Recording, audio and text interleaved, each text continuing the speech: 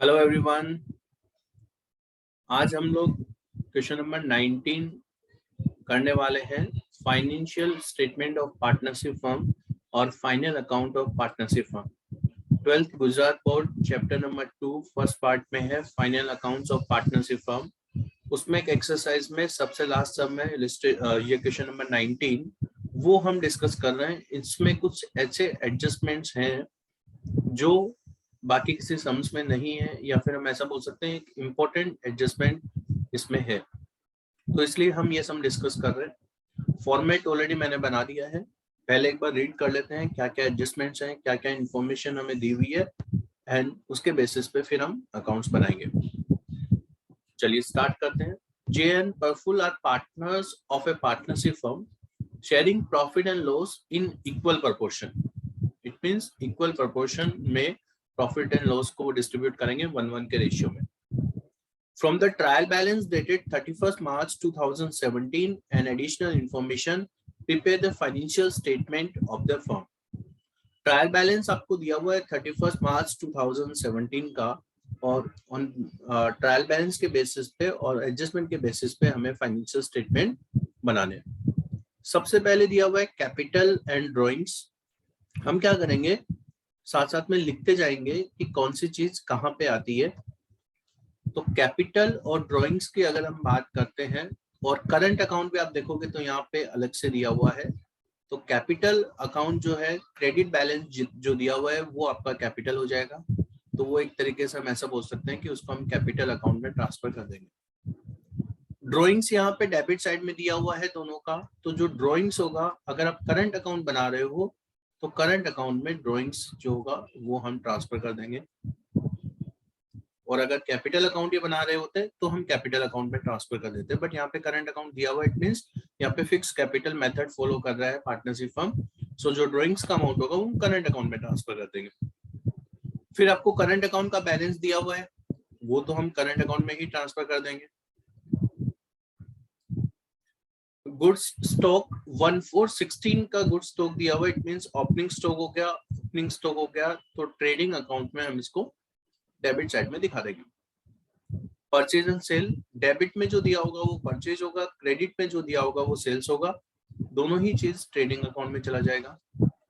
Goods return, goods return आप देखोगे debit में भी दिया हुआ है, क्रेडिट में भी दिया हुआ है।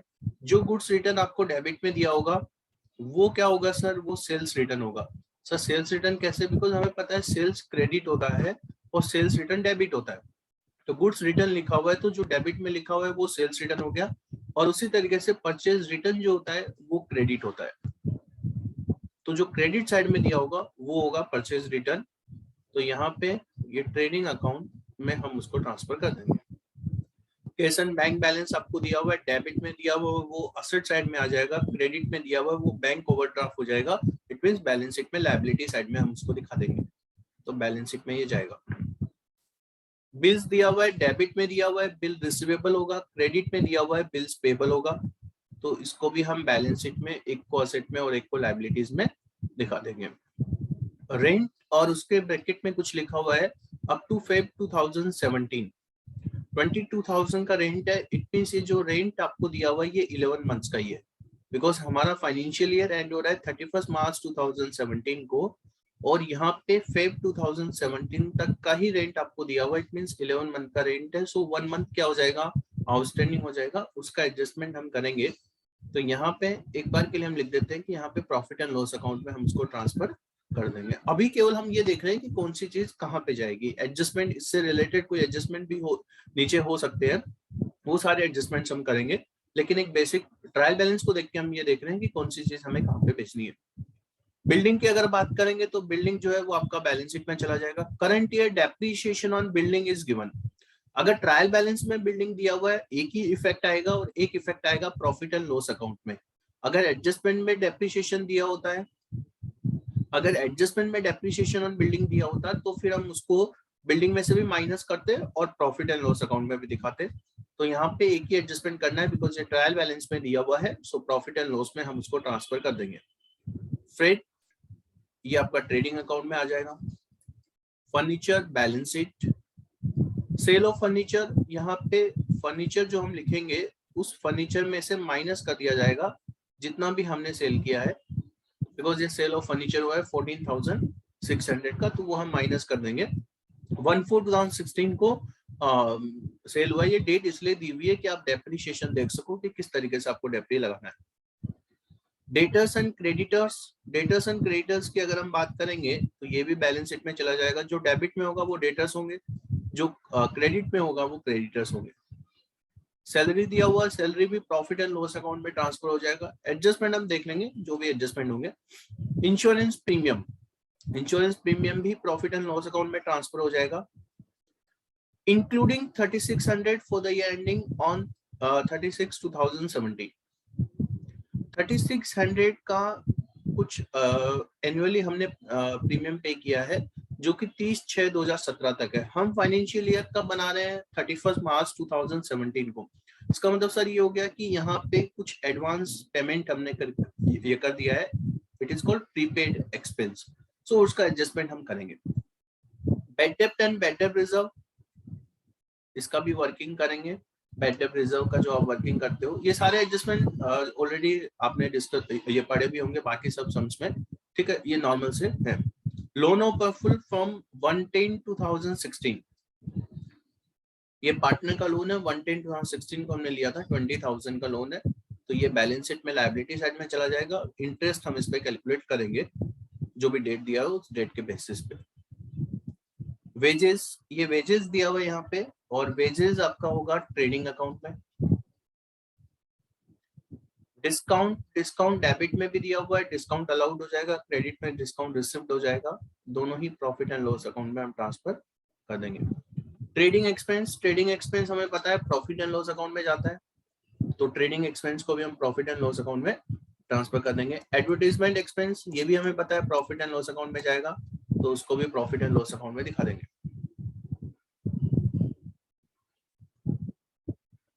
मशीन्स दिए हुए हैं, कुछ एडिशंस भी किया है 12,000 का ऑन 31/12/2016 को, तो यहाँ पे बैलेंस शीट में हम इसको दिखाएंगे। एडजस्टमेंट होगा तो एडजस्टमेंट करेंगे। कुछ एडजस्टमेंट्स यहाँ पे दिए हुए हैं, एक बार हम रीड कर लेते हैं क्या क्या एडजस्टमेंट है। The value of closing stock is 60,000, out of which the market value of 10% goods is 20% less and market value of 20% goods is 10% less. ये क्लोजिंग स्टॉक के बारे में एडजस्टमेंट दिया हुआ है। The remaining goods of 42,000 is valued at 25% less than book value. Okay. Second adjustment है, provide 10% interest on capital, 9% on balance of current account and 12% on drawings. Third adjustment है, monthly salary of 700 is payable to J. He has withdrawn salary of 4 months which is included in the salary. Fourth है, Perful has introduced an additional capital of 20,000 on 1/1/17. Fifth point है, J has withdrawn rupees 1,000 per month on the last date of each month, and Perful has withdrawn on 1/10/2016. Calculate the depreciation at 9% on machines and 5% on furniture. Perful has withdrawn goods of 2,000 on 1/12/2016, which is recorded in the sales book at rupees 2,400. One debtor of 2,400 become insolvent and 40 paise per rupee dividend is receivable. Okay. So ये adjustment हमें दिए हुए हैं, and उन adjustment के basis पे और जो ट्रायल बैलेंस आपको दिया हुआ है उसके बेसिस पे आपको फाइनेंशियल स्टेटमेंट बनाने हैं, जिसमें trading account, profit and loss account, profit and loss appropriation account, partners current account और balance sheet. Partners capital account बनाने की जरूरत नहीं है बिकॉज उसमें कोई एडजस्टमेंट नहीं है, डायरेक्टली हम कैपिटल का बैलेंस भी दिखा सकते हैं, और अगर आप बनाते हो तो भी कोई दिक्कत नहीं है। सो फॉर्मेट मैंने आपके लिए बना दिया है। पहले हम क्या करेंगे, पहले जितने भी एडजस्टमेंट्स दिए हुए हैं उन एडजस्टमेंट से हम स्टार्ट करेंगे। तो पहले हम एडजस्टमेंट कंप्लीट करेंगे और उसके बाद जो ट्रायल बैलेंस में जो रिमेनिंग आइटम्स होंगे उनको हम बुक्स में दिखा देंगे। तो सबसे पहली चीज आप देखोगे यहाँ पे, तो पहला एडजस्टमेंट है क्लोजिंग स्टॉक का। तो चलिए स्टार्ट करते हैं क्लोजिंग स्टॉक के एडजस्टमेंट से।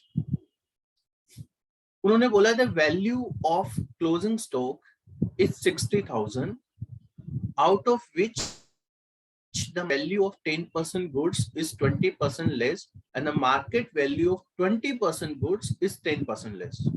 ठीक है, ध्यान से समझना। 60,000 का स्टॉक हमें दिया हुआ है यहाँ पे, और कुछ एडजस्टमेंट उससे रिलेटेड हमें यहाँ पे दिए हुए हैं, तो हम साथ में वो एडजस्टमेंट भी करते जाएंगे।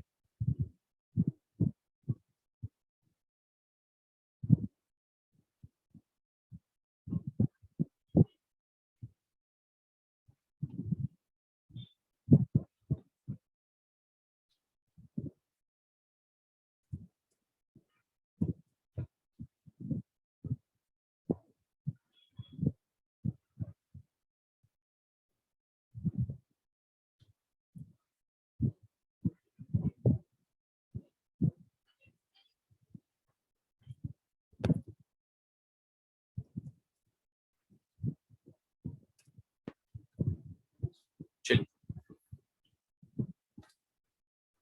60,000 वर्किंग नोट में यहाँ पे साथ साथ में लिखवा दूंगा आपको।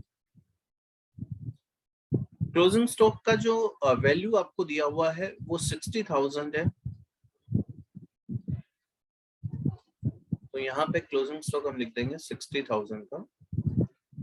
और अब जितने भी पार्ट हमें करने हैं, जो जो जो इन्फॉर्मेशन हमें दी हुई है उन इन्फॉर्मेशन को हम कंसिडर करेंगे। Out of which the market value of 10% goods, तो पहले मैं इसको यहाँ पे कंसिडर कर लेता हूँ 10%। तो अगर हम 10% गुड्स को अलग से कंसिडर करते हैं तो इसकी वैल्यू होती है 6,000। इट मींस 60,000 का 10%, तो 6,000 यहाँ पे वैल्यू हो गई। 10% goods is 20% less, market value of 10% goods is 20% less. इसका मतलब यहाँ से हम मार्केट वैल्यू निकालने के लिए 20% क्या करेंगे स्टूडेंट्स, माइनस कर देंगे। तो 6,000 में से अगर हम 20% माइनस करेंगे तो ये आ जाएगा 1200।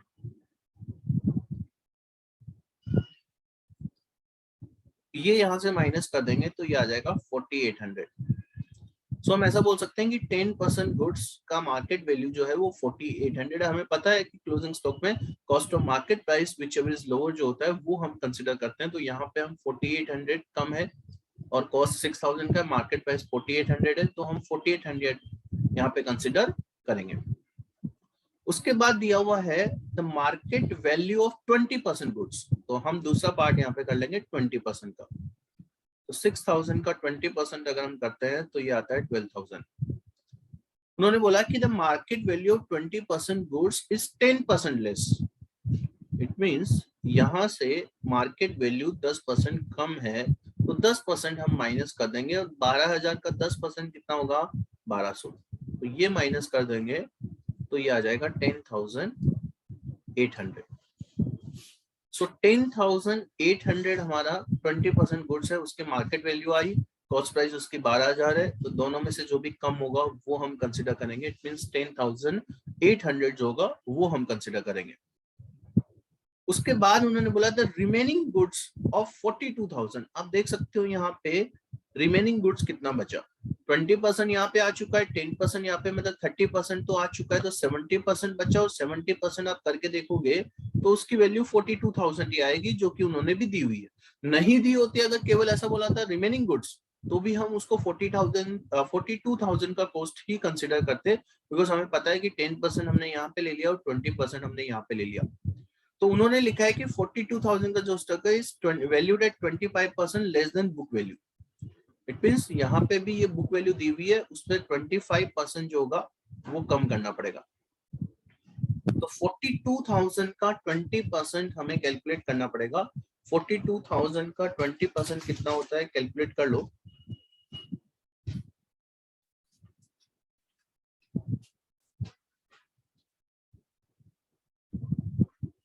42,000 का 20% यहाँ से माइनस हो जाएगा, जो कि होगा 10,500। सो 10,500 हम यहाँ से माइनस कर देंगे,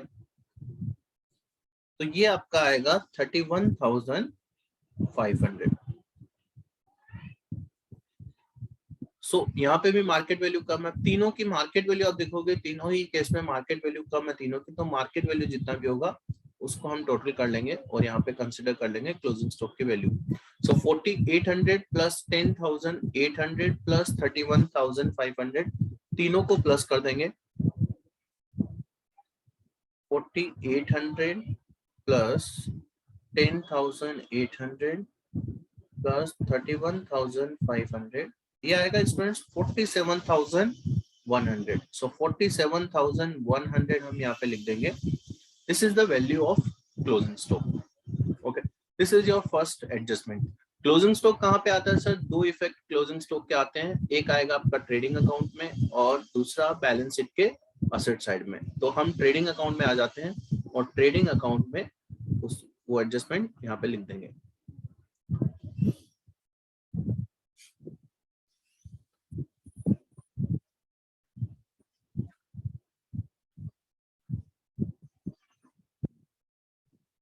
ट्रेडिंग अकाउंट के क्रेडिट साइड में हम यहाँ पे एडजस्टमेंट लिख देंगे, ऊपर थोड़ा सा जगह छोड़ देंगे सेल्स के लिए, और क्लोजिंग स्टॉक यहाँ पे लिख देंगे 47,100। बैलेंस शीट में आ जाएंगे और बैलेंस शीट में भी उसको रिकॉर्ड कर देंगे असेट साइड में क्लोजिंग स्टॉक। साथ साथ में एडजस्टमेंट का इफेक्ट भी आप अकाउंट में दे दोगे तो वो इजी हो जाएगा आपके लिए।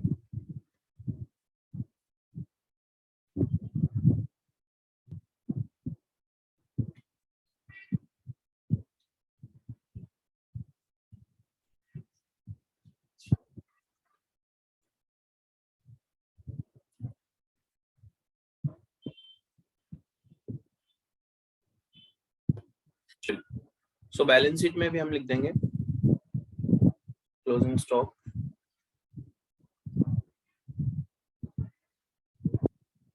47,100। ओके, सेकंड एडजस्टमेंट अभी करेंगे। तो सेकंड एडजस्टमेंट में आ जाना सब लोग।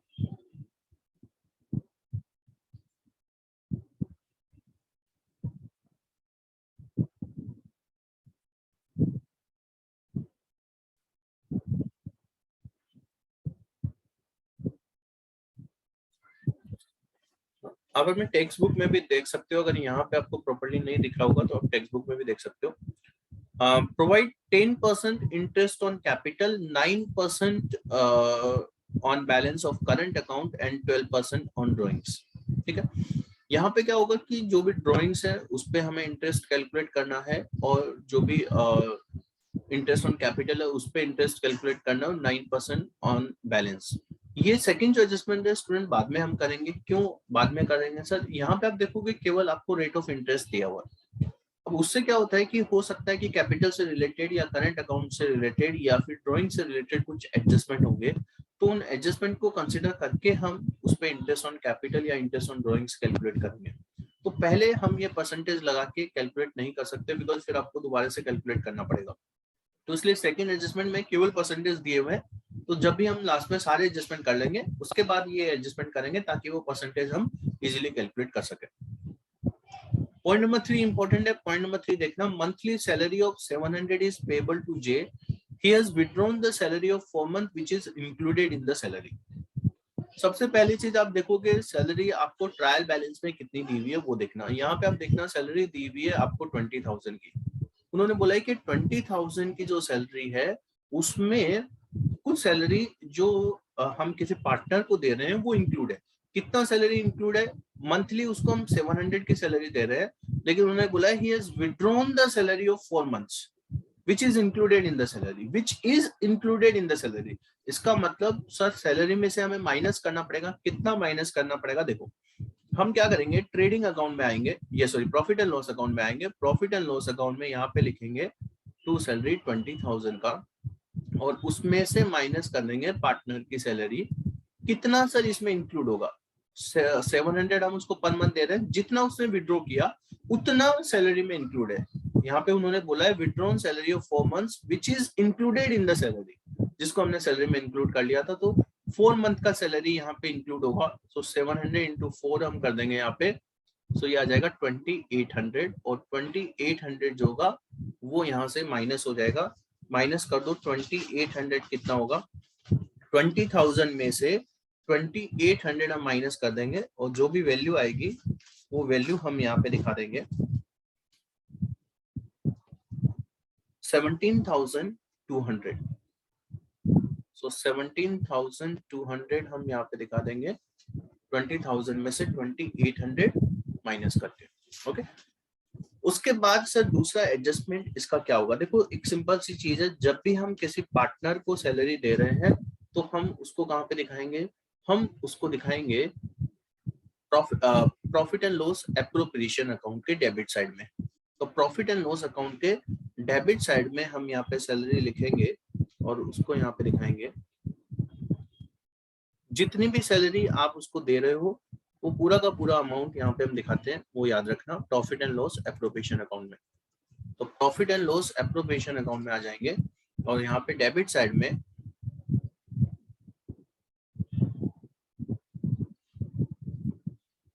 To salary to J 7,700 into 12, जितना भी उसको हम टोटल सैलरी दे रहे हैं वो हम यहाँ पे दिखा देंगे और ये हो जाएगा 8,400।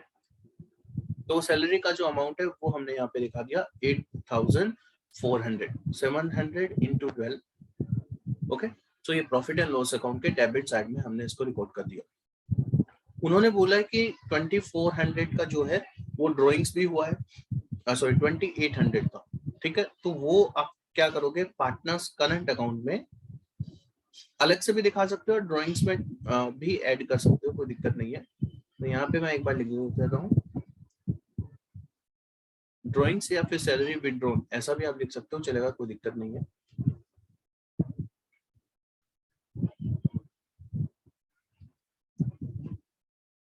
सैलरी विथड्रॉन जो होगा वो जे के कॉलम में 2,800। क्यों सर ऐसा, क्योंकि उसने विथड्रॉ किया है 2,800 4 मंथ की सैलरी, तो वो हमने यहाँ पे रिकॉर्ड कर दी, ठीक है। तो इस तरीके से एडजस्टमेंट आपको कंसिडर करना है। चलिए आगे चलते हैं, ये हो गया आपका एडजस्टमेंट नंबर 3। फिर देखेंगे एडजस्टमेंट नंबर 4 क्या है।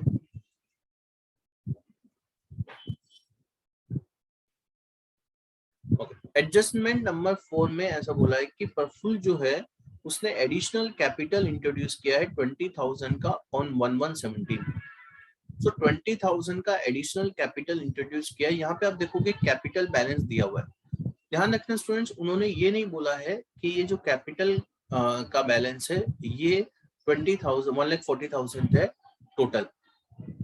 क्या इसमें ये 20,000 इंक्लूड है या नहीं वो हमें देखना है। तो पहली चीज ये है कि सर ये 1,40,000 में ये 20,000 इंक्लूड होगा। क्यों इंक्लूड होगा, क्योंकि हमें ये नहीं बोला कि वो जो 20,000 का कैपिटल है वो एडिशनल कैपिटल अनरिकॉर्डेड है, ऐसा नहीं बोला उन्होंने। बस हमें इंफॉर्मेशन दी है कि जो एडिशनल कैपिटल इंट्रोड्यूस हुआ है वो 1/1/17 को हुआ है, ठीक है। सो 1/1/17 को अगर एडिशनल कैपिटल इंट्रोड्यूस हुआ है तो हम उसको यहाँ पे दिखा देंगे। 1,40,000 में वो ऑलरेडी इंक्लूड है। ये इंफॉर्मेशन बेसिकली हमारे किस काम के लिए आएगी, इंटरेस्ट ऑन कैपिटल कैलकुलेट करने के लिए। तो अब हमारे पास ये एडजस्टमेंट आ गया तो हम उसके बेसिस पे इंटरेस्ट ऑन कैपिटल कैलकुलेट कर सकते हैं। देखो किस तरीके से कैलकुलेट करेंगे, यहाँ पे मैं वर्किंग करवा रहा हूँ आपको।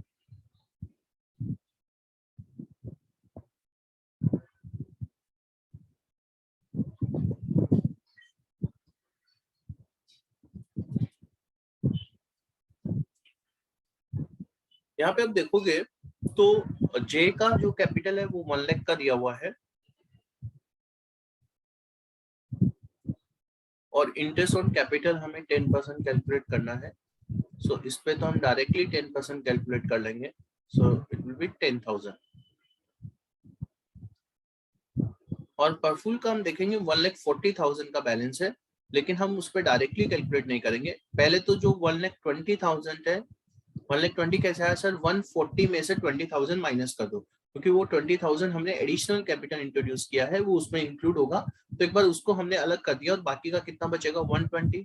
तो 120 पे 10% हम ले लेंगे तो ये आ जाएगा 12,000 और प्लस अब जो एडिशनल कैपिटल इंट्रोड्यूस किया 20,000 का उस पे हमें लेना है 10% के हिसाब से। तो हम उस पे 3 मंथ्स का ही कंसिडर करेंगे सर। 3 मंथ का ही क्यों कंसिडर करेंगे, क्योंकि एक सिंपल सी चीज आप देखो, हमने एडिशनल कैपिटल कब इंट्रोड्यूस किया है 1/1/2017 को। सो 3 मंथ्स का जो इंटरेस्ट होगा वो हम कैलकुलेट करेंगे 20,000 पे, ठीक है। तो 20,000 का 10% होता है 2,000 और 2000 इंटू 3/12 कर देंगे तो ये आ जाएगा आपका 500। सो यहाँ पे हम लिख देंगे 500। सो टोटल अगर हम देखें पी का 12,500 का इंटरेस्ट ऑन कैपिटल बनेगा। तो इंटरेस्ट ऑन कैपिटल जो है वो 12,500 हम यहाँ पे लिख देंगे। सर इंटरेस्ट ऑन कैपिटल कहाँ पे दिखाएंगे? इंटरेस्ट ऑन कैपिटल हम दिखाते हैं एक तो profit and loss appropriation account के डेबिट साइड में, और एक हम दिखाएंगे पार्टनर्स करंट अकाउंट में।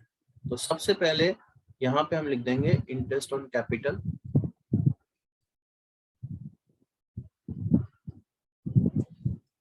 ठीक है, मैं एक साथ दिखा रहा हूँ, थोड़ा सा स्पेस मेरे पास कम रहेगा। तो यहाँ पे टोटल कितना हो गया 10,000 और 12,500, 22,500। यहाँ पे मैं डायरेक्टली दिखा देता हूँ, आपको अलग अलग करके दिखाना है। जे का 20,000 है और परफुल का 12,500। फिर हम पार्टनर्स करंट अकाउंट में आएंगे और पार्टनर्स करंट अकाउंट में भी क्रेडिट साइड में दिखा देंगे। एक स्टूडेंट एक चीज और ध्यान रखना, ये जो सैलरी हमने लिखा था इसको भी हम यहाँ पे ट्रांसफर करेंगे। ये मैंने लास्ट एडजस्टमेंट में किया नहीं था, ये सैलरी को भी ट्रांसफर करेंगे। यहाँ पे जे के कॉलम में 8,400 लिखेंगे। ठीक है, उसके बाद इंटरेस्ट ऑन कैपिटल भी यहाँ पे हम लिख देते हैं। तो जितने भी एडजस्टमेंट है उसके डबल इफेक्ट हम यहाँ पे दे रहे हैं। 10,000 जे का हो जाएगा और 12,500 जो है वो पी का हो जाएगा। ठीक है, तो ये आपका एडजस्टमेंट नंबर 4 था about interest on capital. I hope आपको समझ आ गया। एडिशनल कैपिटल अनरिकॉर्डेड नहीं थी, अगर अनरिकॉर्डेड होती तो हम ये मानते कि वो रिकॉर्ड ही नहीं हुआ तो और प्लस करते, 140 जो दिया हुआ उसमें 20,000 प्लस करते, एडिशनल मानते उसको। लेकिन उन्होंने ऐसा कुछ नहीं बोला, उन्होंने बस जस्ट इंफॉर्मेशन हमें दिया है कि जो कैपिटल है वो 1,20,000 का कैपिटल उसने 1/1/2017 को इंट्रोड्यूस किया है। बस ऐसी इंफॉर्मेशन हमें दी थी तो उसके हिसाब से हमने कैलकुलेट कर लिया। चलिए, जे has withdrawn 1,000 per month on the last date of each month.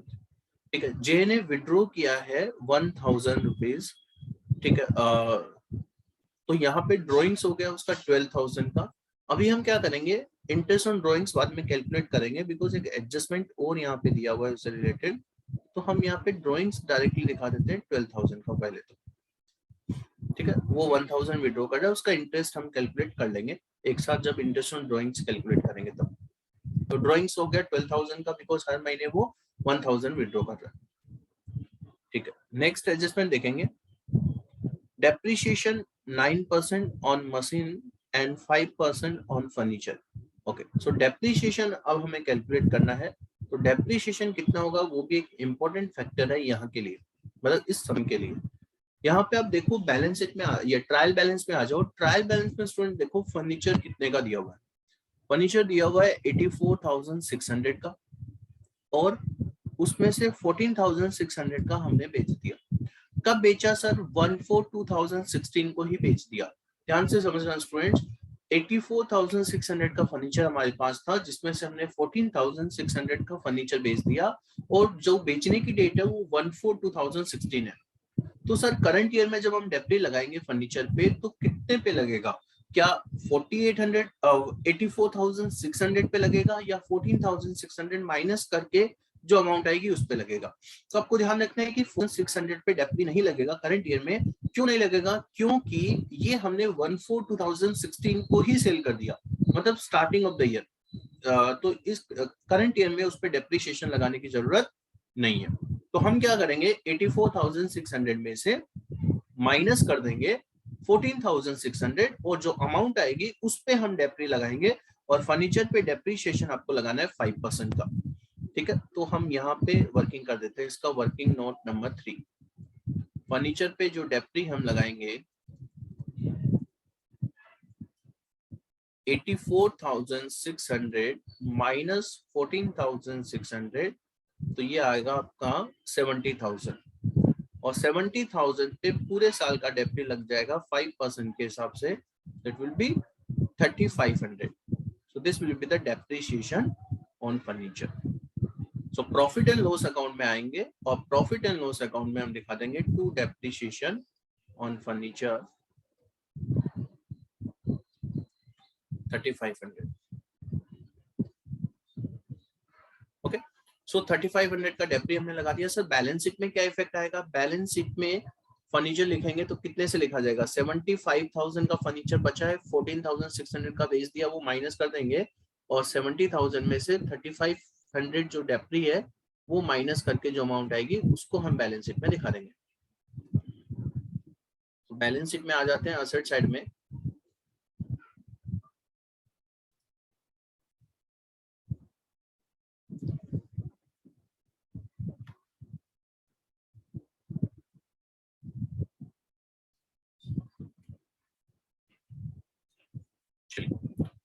Balance sheet में यहाँ पे हम लिख देंगे फर्नीचर और जितने भी वैल्यू मैं डायरेक्टली माइनस करके आपको दिखा रहा हूँ, आपको प्रॉपर प्रेजेंटेशन करना है। 70,000 माइनस 3500 डायरेक्टली मैं आपको बता देता हूँ अमाउंट कितना आएगा। 3500 माइनस करेंगे तो आएगा इट विल बी 66,500। ये अमाउंट हम डायरेक्टली यहाँ पे फर्नीचर में दिखा देंगे। आफ्टर डेप्रिसिएशन जो अमाउंट दे रखी होगी वो यहाँ पे दिखा देंगे। ओके, तो ये एडजस्टमेंट हो गया फर्नीचर का। उसके बाद यहाँ पे मशीनरी के बारे में भी एक एडजस्टमेंट दिया हुआ है। पहले आप देखोगे परसेंटेज, तो परसेंटेज दिया हुआ है मशीनरी से रिलेटेड जो परसेंटेज है वो है 9%। 9% जो डेप्री हमें लगाना है मशीन पे वो यहाँ पे दिया हुआ है एडजस्टमेंट नंबर 6 में। अब मशीन से रिलेटेड एडजस्टमेंट देखो क्या लिखा हुआ है। 52,000 का मशीन टोटल दिया हुआ है, जबकि हमने इसमें एडिशन किया है 12,000 का ऑन 31/12/2016। तो हम क्या करेंगे, वर्किंग नोट बनाएंगे इसके लिए भी, वर्किंग नोट नंबर 4। और वर्किंग नोट नंबर 4 जो होगा उसमें हम देखेंगे 52,000 मशीन जो है उसके दो पार्ट हम यहाँ पे करेंगे।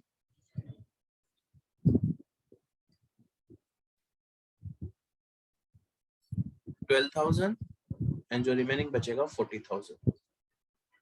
12,000 पे 9% का डेप्री लगाएंगे, लेकिन पूरे साल का नहीं लगेगा क्योंकि हमने परचेज किया है 31/12/2016। इट मींस 3 मंथ्स का डेप्री हम इस पे लगाएंगे और जो 40,000 है उस पर हम टोटल डेप्रिसिएशन कैलकुलेट कर लेंगे। तो यहाँ पे देखेंगे कितना आ रहा है। 12,000 का 9% 1080 आएगा इंटू 3/12, तो इट विल बी 270। और ये हो जाएगा आपका 40,000 का 9% 3,600। So the total of this is 3,870.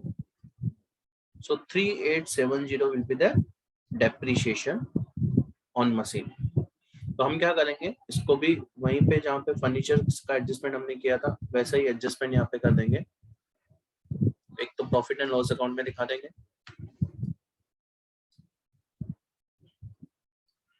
To depreciation on machine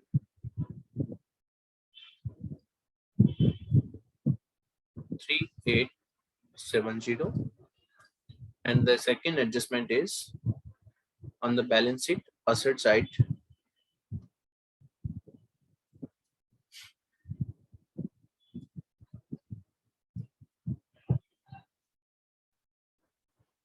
okay, balance sheet asset side में हम दिखा देंगे माइनस करके। मैं यहाँ पे डायरेक्टली दिखा देता हूँ मशीन का वैल्यू आफ्टर डेप्रिसिएशन जो आएगा। 42,000 का मशीन आपको दिया हुआ है, उसमें से माइनस कर देना जितना भी हमने डेप्रिसिएशन लगाया 3,870 का, तो it will be 48,130. So this will be the value of machinery in the books on balance sheet asset side. Okay, so this is the adjustment for depreciation. चलिए नेक्स्ट एडजस्टमेंट की हम यहाँ पे बात करेंगे। Next adjustment, last adjustment, sorry, second last. Perful has to withdrawn goods of 2,000 on 1/12/2016, which is recorded in the sales book as 2,400. So 2,400 हमने उसको sales book में रिकॉर्ड कर लिया, जो ड्रॉइंग्स किया था उसने गुड्स का 2,000 का। ठीक है, तो इसका एडजस्टमेंट हमें करना है और फुल का ये ड्राइंग्स है। तो हम यहाँ पे क्या करेंगे,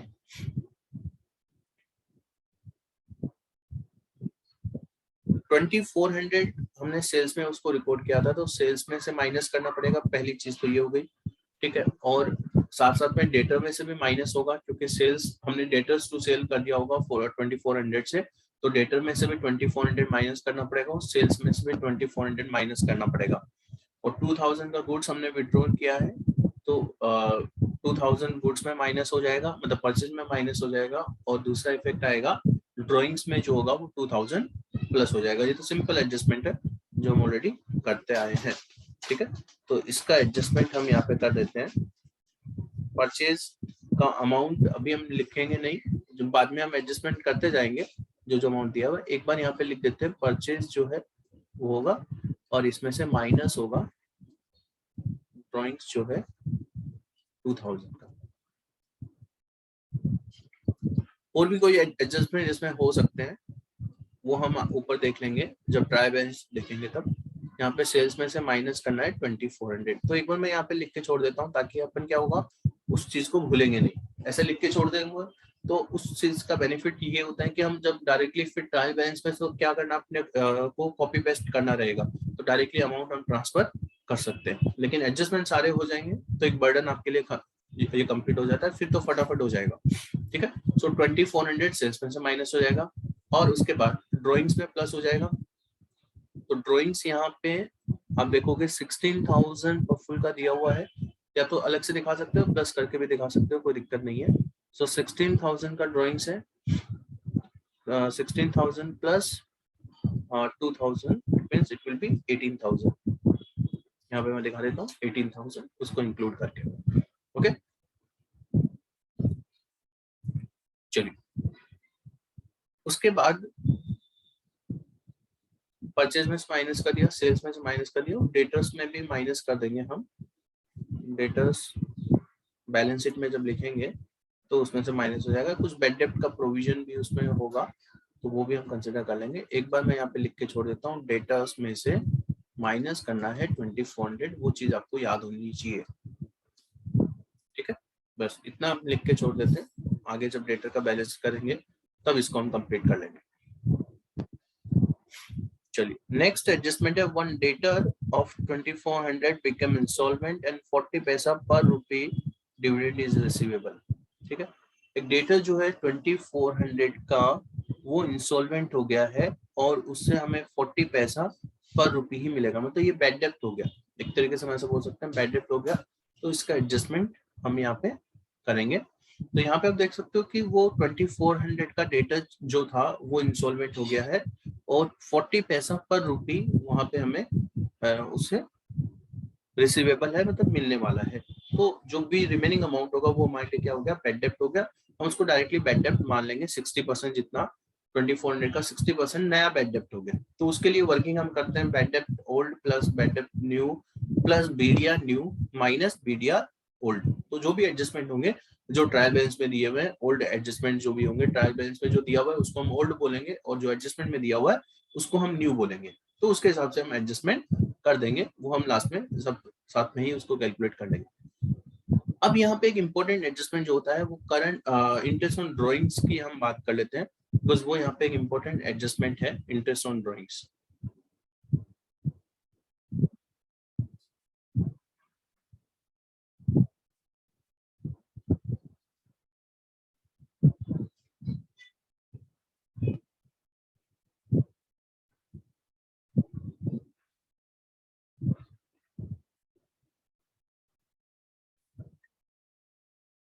तो यहाँ पे इंटरेस्ट ऑन ड्रॉइंग्स जब आप देखोगे तो कितना दिया हुआ है, 12% ऑन ड्रॉइंग्स इंटरेस्ट बोला हुआ है। तो हम क्या करेंगे, पहले जे का बात करेंगे। तो जे 1000 विड्रॉ कर रहा है at the end of each month.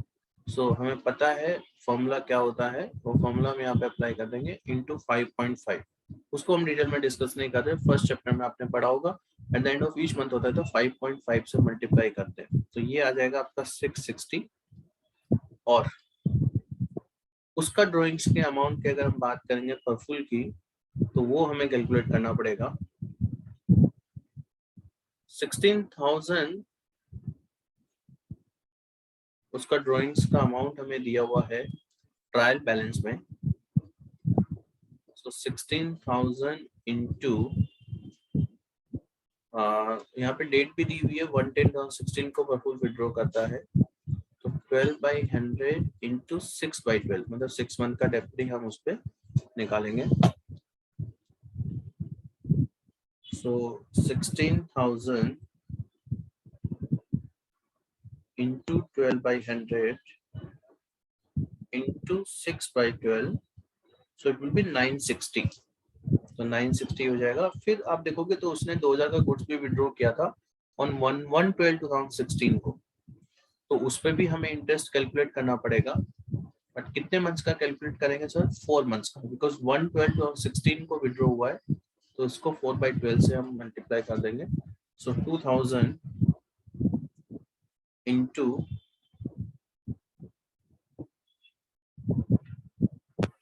12/100 into 4/12, 80 rupees. So 80 rupees यहाँ पे आ जाएगा, तो total will be 1040। So this will be the interest on drawings for full, and for J it will be 660। वो हम यहाँ पे अकाउंट में दिखा देंगे।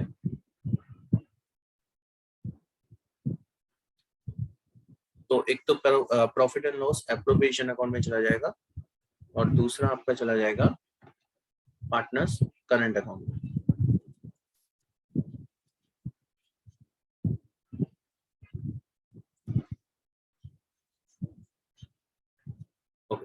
सो यहाँ पे हम दिखा देंगे बाय इंटरेस्ट ऑन ड्राइंग्स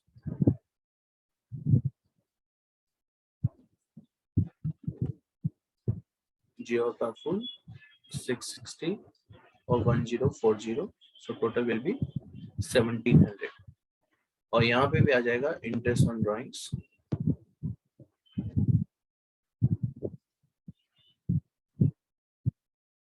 660 और 1040। ओके स्टूडेंट्स, सो एडजस्टमेंट जितने भी थे वो हमने यहाँ पे कंप्लीट कर दिए हैं। अब कुछ हिडन एडजस्टमेंट हो सकते हैं जो कि सिंपल एडजस्टमेंट है, जो ट्रायल बैलेंस में दिए हुए हैं, वो आप इजीली कर सकते हो। ठीक है, तो अब आपको क्या करना है, अगर मैं पूरा सम यहाँ पे आपको करवाऊंगा तो बहुत लंबा वीडियो हो जाएगा, ये बहुत बड़ा वीडियो हो जाएगा। तो यहाँ तक जो मेन एडजस्टमेंट थे वो मैंने इसमें आपको बता दिए हैं। अब आप इसको इजीली कंप्लीट कर सकते हो। कंप्लीट करके जो बुक में आपको फाइनेंस सॉल्यूशंस दिए हुए हैं वो सॉल्यूशन सही है, उनमें कुछ भी गलत नहीं है। तो वो सॉल्यूशंस अगर आपके आते हैं तब तो ठीक है, अगर नहीं आते हैं तो आपको क्या करना है, या तो अगर आपके पास डाइजेस्ट वगैरह है तो वहां से एक बार सॉल्यूशन देख सकते हो कि कौन सा चीज आपने मिस कर दिया है। बाकी सारे एडजस्टमेंट मैंने आपको करवा दिए तो आप इजीली कर दोगे। ठीक है, फिर भी अगर कोई दिक्कत होती है, अगर आपको फुल सॉल्यूशन चाहिए इसका, तो आप मुझे एक बार व्हाट्सएप मैसेज कर देना, और ये नंबर पे आप व्हाट्सएप कर देना, ताकि मैं आपको फुल सॉल्यूशन प्रोवाइड कर दूंगा। तो आप उससे वेरीफाई कर सकते हो कि कौन सी चीज आपने गलत लिखी है। बिकॉज ये हम लास्ट सम इलस्ट्रेशन 9, ये question number 19 which is the last sum of final account, वो मैं आपके साथ डिस्कस कर रहा हूँ। मैं ये मान के चल रहा हूँ कि बेसिक जो चीजें हैं वो आपको आती होगी। ठीक है, तो वो एक बार आप कंप्लीट करना इसको, जो भी आइटम्स लिखने बाकी है ट्रायल बैलेंस में से वो आपको कॉपी पेस्ट करने हैं यहाँ पे, और बैलेंस शीट ये सब अकाउंट बना लेना, लास्ट में बैलेंस निकाल देना और देखना कि आपके सारे बैलेंस सही आ रहे हैं कि नहीं आ रहे हैं। अगर नहीं आ रहे हैं, फुल सॉल्यूशन आपको चाहिए, तो एक बार आप मुझे ये व्हाट्सएप नंबर में मैसेज कर देना, ताकि मैं आपको फुल सॉल्यूशन भी भेज दूंगा, और कुछ डाउट होगा वो भी आपके डिस्कस हो जाएंगे। ओके, सो आज के वीडियो में इतना ही करते हैं। Thank you so much everyone.